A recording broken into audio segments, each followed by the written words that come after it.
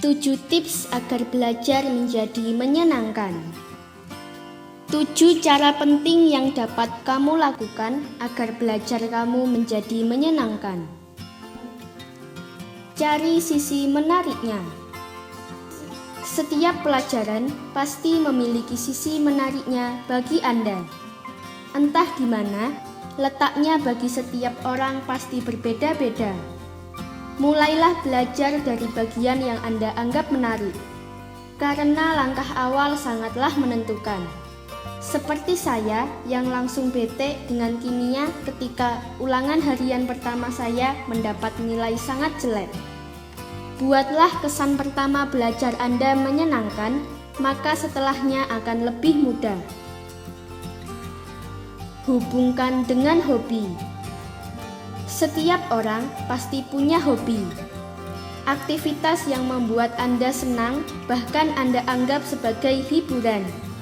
Nah, kuncinya adalah bagaimana Anda membuat hobi Anda sebagai sarana belajar.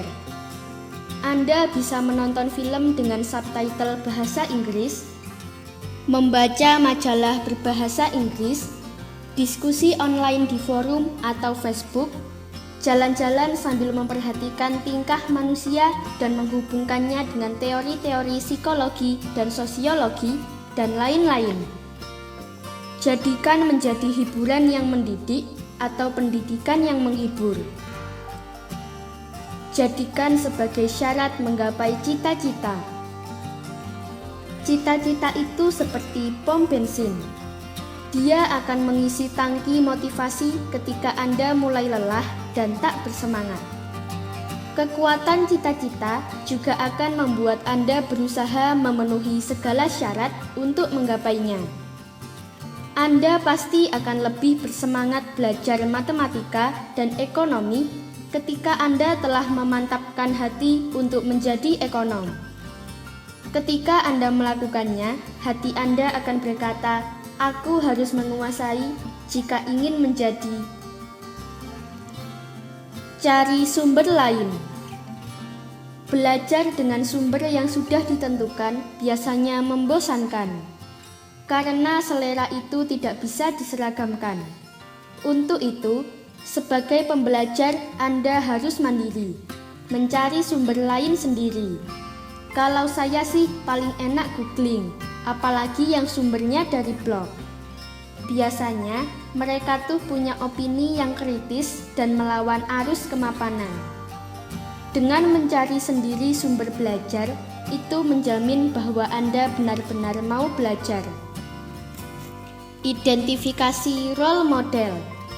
Role model atau panutan memiliki fungsi yang hampir sama dengan cita-cita, tapi ia orientasinya lebih ke orang, sehingga karakteristik yang ingin dicapai bisa lebih jelas. Tidak harus menirunya 100%, karena beliau pun pasti punya kekurangan. Identifikasi kelebihan-kelebihannya dan bagaimana ia mencapainya. Role model akan membuat cita-cita Anda menjadi lebih jelas dan konkret. Cari tempat lain. Lingkungan pasti akan mempengaruhi individu. Yakinkan diri Anda bahwa lingkungan Anda sudah membangun atau setidaknya tidak menghambat aktivitas belajar Anda. Pindahlah jika hal yang berlawanan yang terjadi. Carilah suasana baru seperti taman hijau yang sudah jarang Anda kunjungi, atau tempat nongkrong yang baru buka di ujung jalan sana. Membaca buku atau berselancar internetlah di sana.